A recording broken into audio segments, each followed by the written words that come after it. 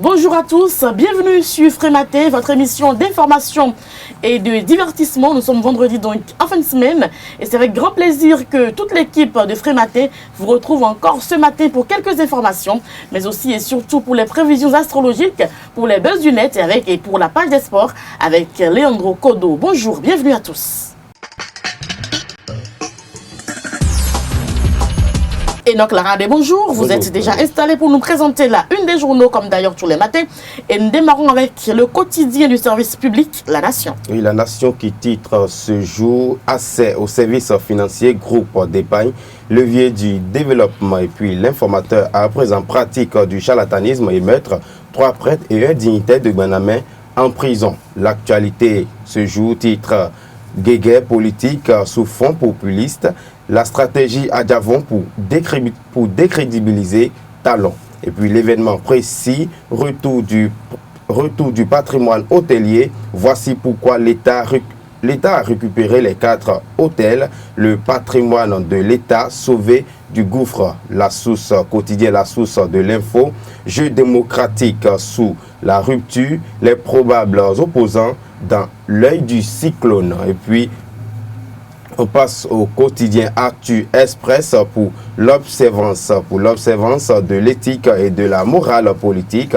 Sébastien Adjavon, adulé par tous et de toutes parts. Et puis droits humains info, lenteur dans la mise en application, dans la mise en place de la Commission béninoise des droits de l'homme, les députés au cœur du blocage. Puis quotidien Nokwe, renouvellement de l'administration municipale de Cotonou, Léadi Soglo installe son équipe de combat. Et puis le quotidien Diakpata qui titre ce jour série de messes sur fond de publicité.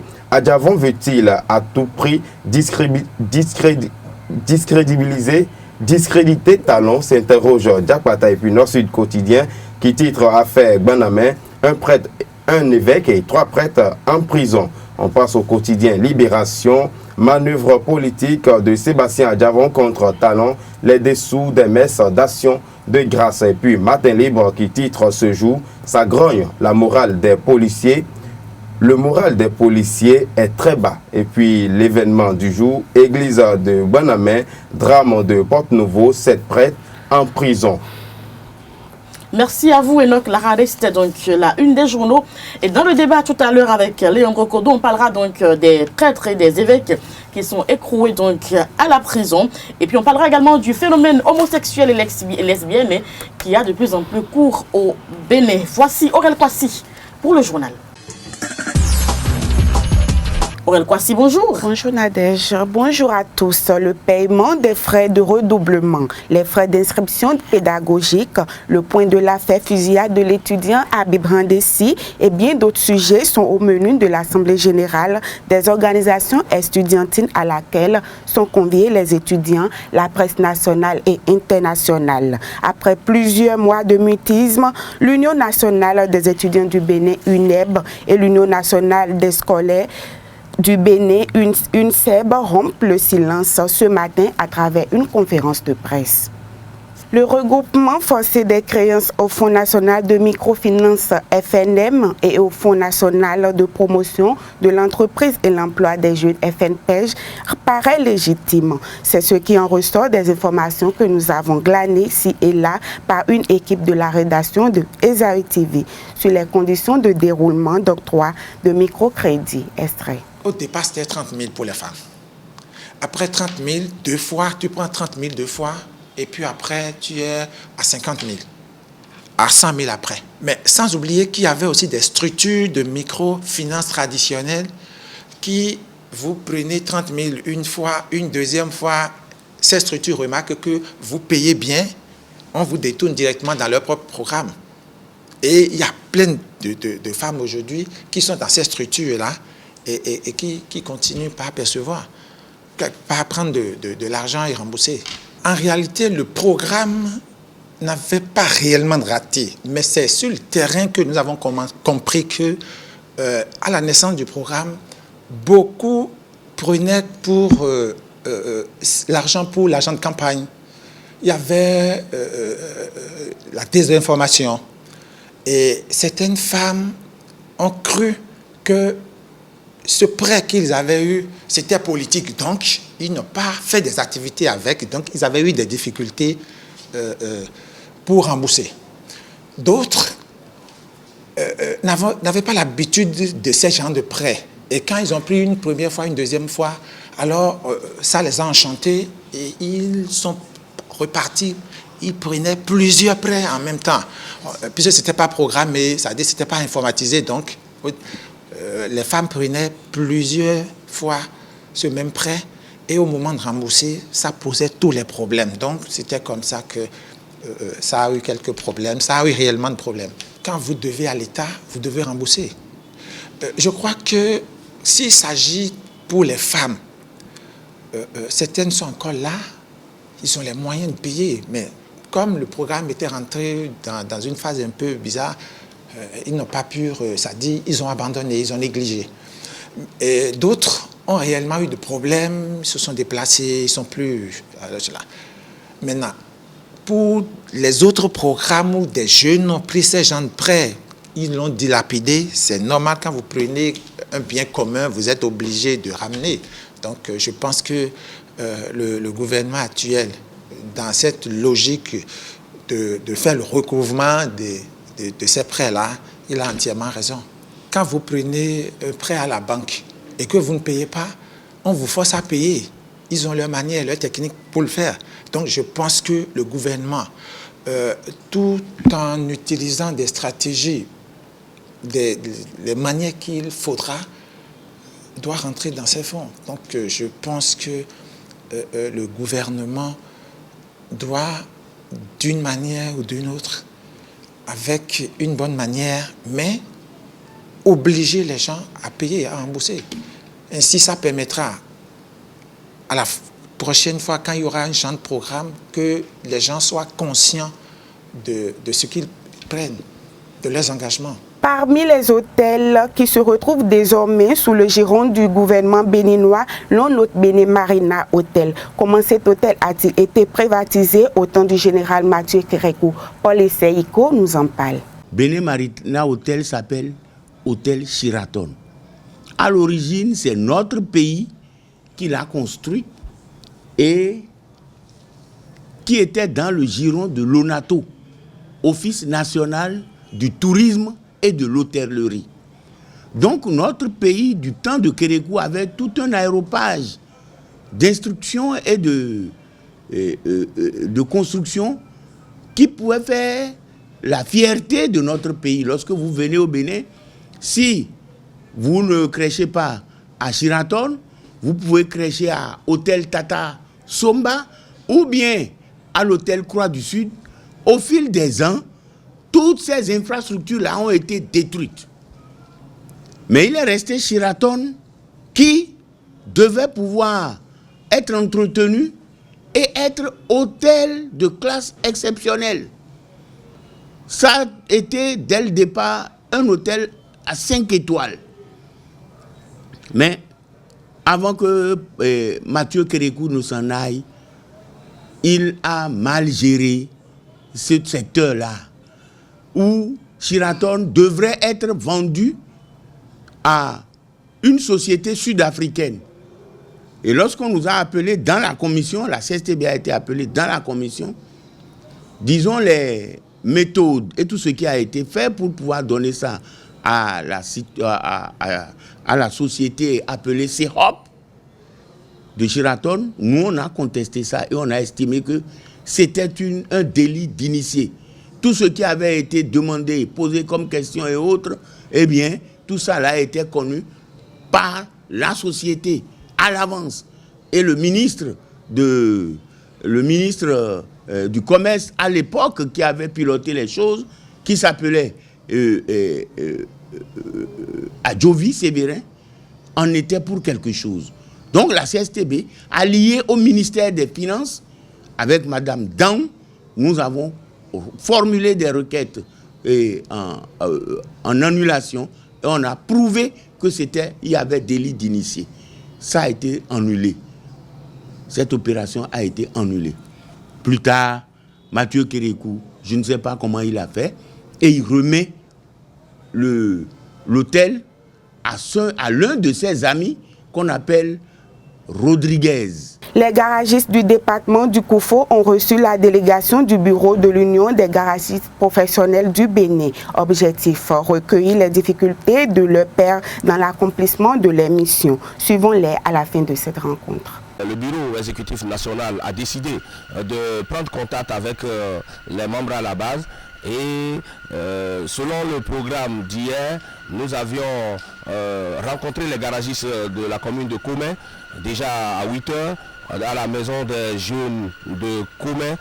Il y a tout le détachement des garagistes professionnels de Koumé et environ était réunis là et nous les avions entretenus sur l'évolution de la technologie, les dispositions que l'Union des garagistes professionnels du Bénin est en train de mettre en place pour quand même susciter une solidarité en notre sein pour le renforcement des capacités et pour quand même l'assistance entre confrères. Nous ne sommes pas inconscients par rapport à l'évolution de la technologie automobile. Il n'est plus secret de polichinelle aujourd'hui que certains concessionnaires sont dépassés par l'évolution de la technologie automobile. Pour preuve, il y a des rappels de véhicules tous azimuts. Les concessionnaires qui fabriquent des véhicules font des erreurs et ils sont obligés de rappeler ces véhicules-là pour corriger. Nous, en tant que leader de la corporation des professionnels de l'automobile, nous avions réfléchi sur la question et nous nous sommes dit il vaut mieux jouer notre partition. Nous jouer notre partition, cela consiste à faire quoi? Cela consiste à développer des stratégies d'auto-assistance, d'auto-formation. En attendant, si nous allons dire que nous allons attendre tout du pouvoir exécutif, ça va accuser beaucoup de retard. C'est pour cela que nous avions initié ces séances de rencontres pour échanger et partager les idées. Et ensemble, nous pouvons quand même trouver les voies et moyens qui nous conduiront à la perfection. Votre présence ici est une occasion pour moi de lancer un appel vibrant à nos dirigeants parce que quand le rythme change, la cadence aussi change. L'État central doit quand même savoir que nous jouons un rôle fondamental pour le développement de ce pays. Et on ne peut pas parler de développement du Bénin sans prendre en compte les garagistes communautaires que nous sommes. Nous pouvons quand même bénéficier de l'assistance du pouvoir central pour quand même permettre un renforcement de capacité de nos collègues.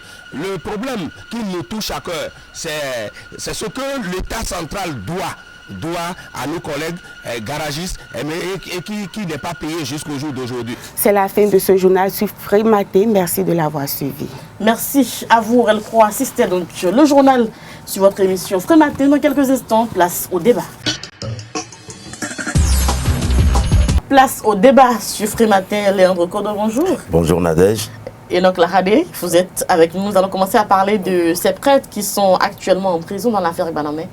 Oui, ces prêtres qui sont accusés de complicité de meurtre, ils sont actuellement en prison à Porto-Novo suite au drame survenu l'autre fois sur les fidèles de Banamé au cours d'une prière, d'un rituel de nuit avec des produits, je crois, toxiques. L'affaire est allée devant la justice, ils ont été convoqués et puis la justice a rendu l'affaire. Et puis, ils sont en prison actuellement. Ils sont au nombre de 4, je crois. Il faut noter que ce n'est pas uniquement au Bénin que c'est produit ce drame. Parce qu'au Gabon, on a eu aussi des plaintes. On a eu des images et puis des révélations. Même chose au Gabon comme au Bénin. Donc, même scénario. Même scénario, voilà. Et puis, il y a eu des décès de l'autre côté aussi. Ça prouve que ça ne marche pas. Dans l'église actuellement, il y a ce problème-là qui plane sur les fidèles de Banamé, parce qu'on aurait appris que c'est, comment on appelle, Dieu de Banamé qui a proclamé la fin du monde le 29 janvier passé, je crois, et ils devaient s'enfermer dans leur chambre pour prier, pour implorer Dieu, et puis peut-être que eux, les fidèles, ils pouvaient rester sur terre, et nous autres qui ne sommes pas de là-bas, ce serait notre fin du monde. Ça n'a pas été le cas, ça a été plutôt le contraire. C'est la fin du monde pour ces fidèles qui ont cru bêtement et qui se sont fait asphyxier par ces produits. Et dommage pour notre pays quand même. Avec des questions de foi, il faut quand même y aller mollo parce qu'il y a des gens qui croient réellement quoi, Léandre Kodo. Est-ce que vous pensez que le droit a été quand même dit et que c'est une affaire quand même à suivre après tout? Effectivement, le droit a été dit. moi je suis très ravi que la justice ait pu se prononcer assez rapidement sur cette affaire. J'en suis vraiment ravi parce que l'affaire Gbanamé a pris, au cours de ces dernières années, a pris une dimension exponentielle. On ne sait plus qui presque tout le monde est de cette église. Les fidèles se retrouvent un peu partout, dans la haute hiérarchie, dans le gouvernement, en tout cas partout, ils sont présents partout. Alors, moi, je me demande pourquoi demander à ces fidèles, si vous proclamez la fin du monde et que les fidèles meurent, vous voulez, bon voilà, tous les fidèles meurent, et vous voulez être Dieu de qui alors? Dieu de la nature ou bien des animaux maintenant? Ou bien, attends, maintenant, lui-même, la personne, les gens qui ont proclamé la mort là, eux sont encore vivants, eux-mêmes ils étaient où? Et ils devaient donner l'exemple et puis ils devaient être les premiers. Peut-être que les gens qui ont perdu la vie étaient souillés. À faire le voyage vers l'au-delà. Mais attends, où est-ce qu'ils étaient le soir là? Le soir où ils ont à l'heure là précisément, ils étaient où? Au moment où ils demandaient que le monde veut finir, eux ils étaient où? Peut-être en train de prendre du champagne.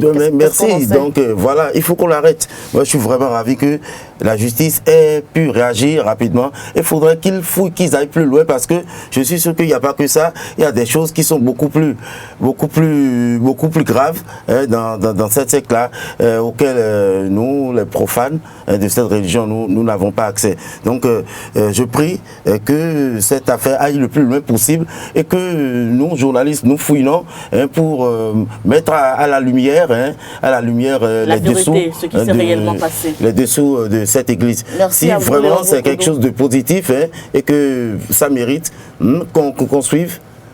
Voilà. Si ça mérite qu'on suive, bon, moi j'encourage vraiment. On a beaucoup de journalistes au Bénin, on leur demande si c'est pour détruire, si c'est pour détruire, non, bon, je pense qu'on va l'aider à les bouter dehors.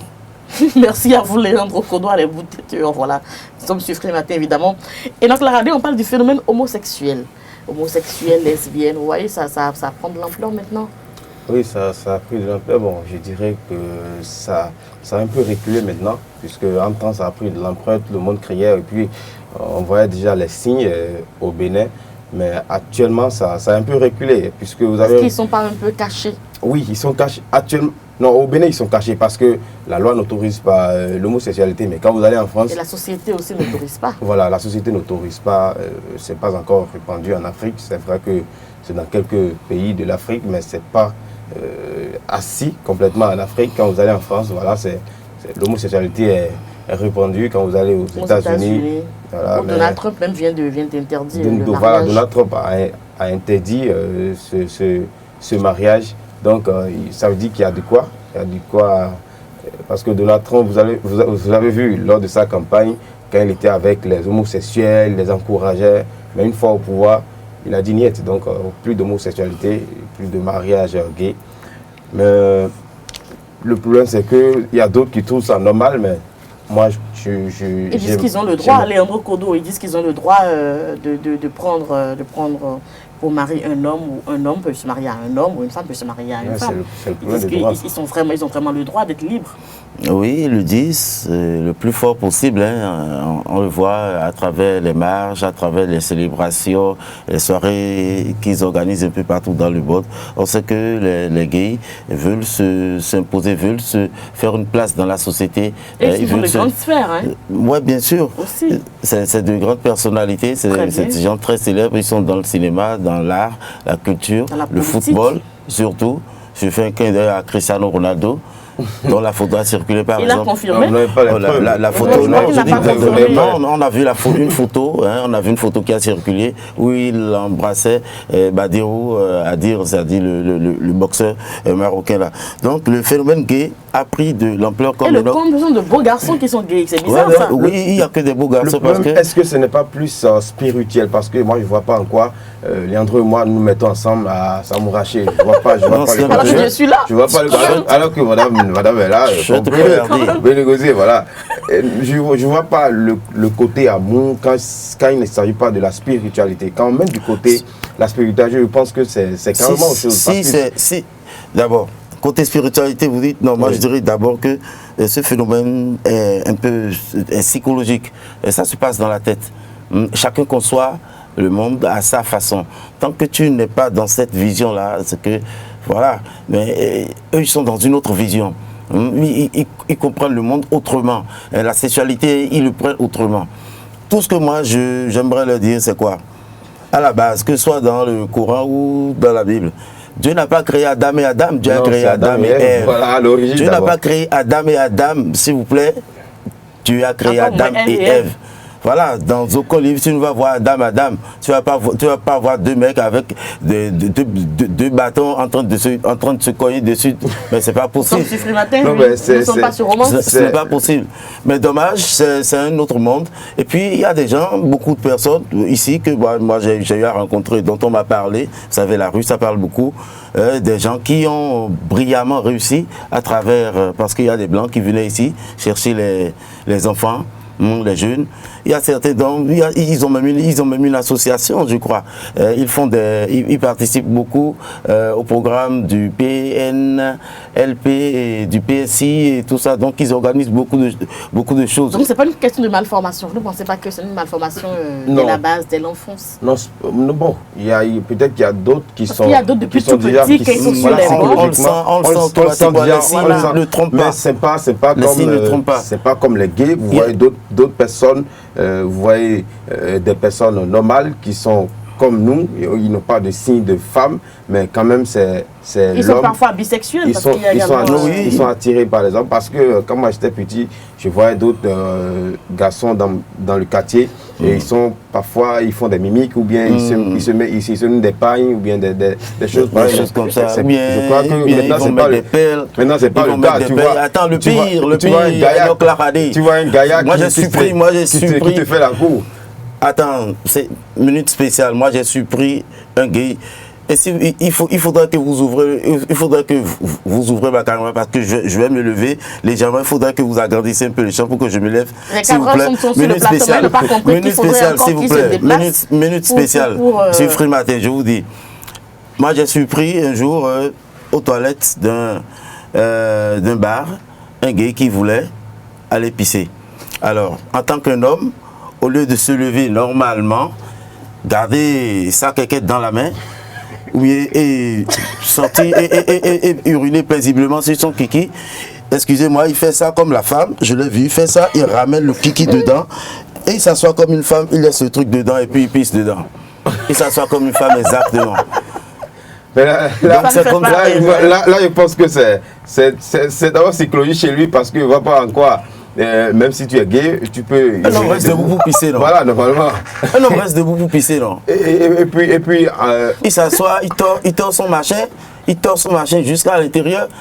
En Afrique, je crois que c'était au début. Au début, c'était spirituel. Je crois que peut-être oui, voilà, pour prendre du pouvoir, peut-être pour transmettre un pouvoir. Peut-être qu'en Europe aussi, dans les couvents, c'était ça au début. Bon, excusez-moi, parce que vous savez, les prêtres aussi sont accusés d'homosexuels, ils sont accusés de pédophiles et autres. Là. Donc, je crois que c'est un niveau élevé de la spiritualité qui a fait.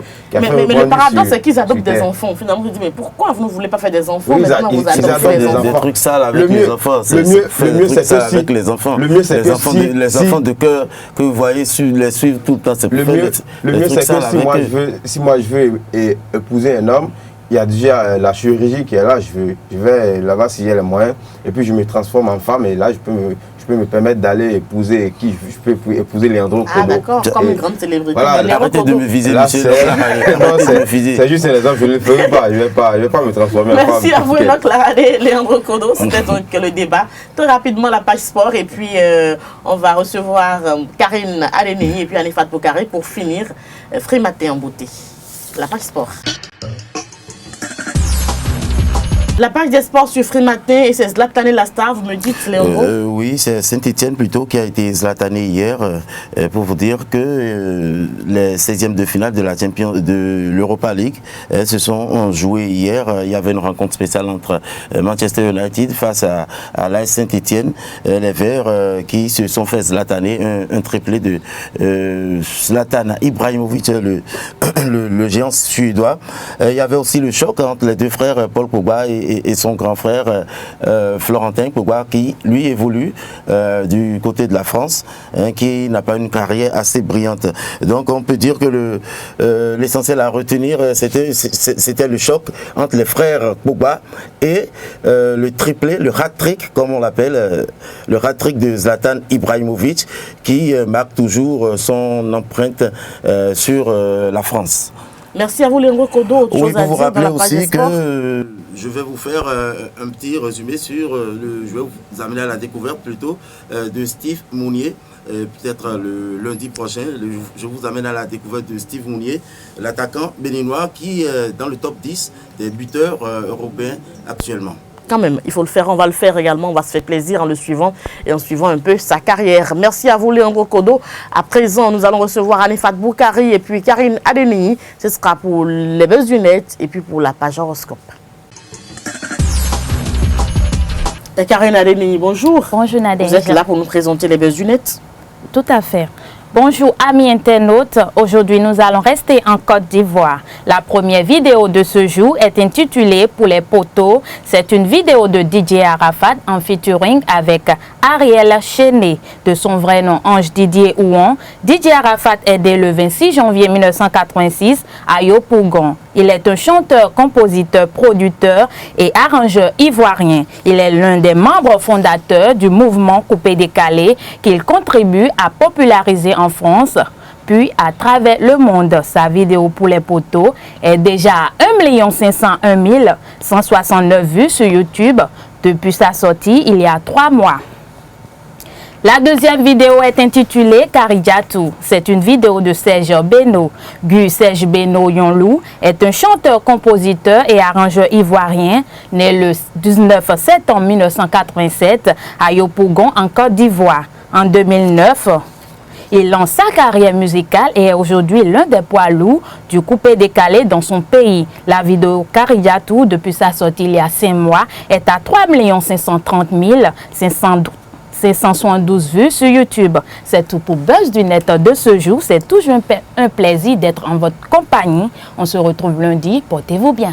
Merci à vous, Karine Adeniyi.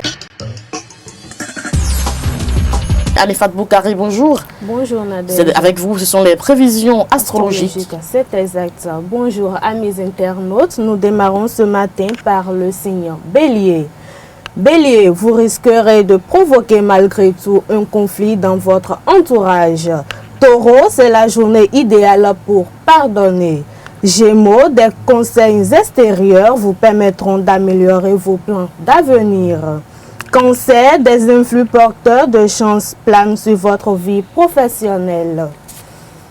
Lion, vous aurez de facilité à vous débarrasser d'une mauvaise habitude. Vierge, la sérénité vous envahit. Vos états d'âme vous permettront de résoudre un problème rationnel qui vous pesait.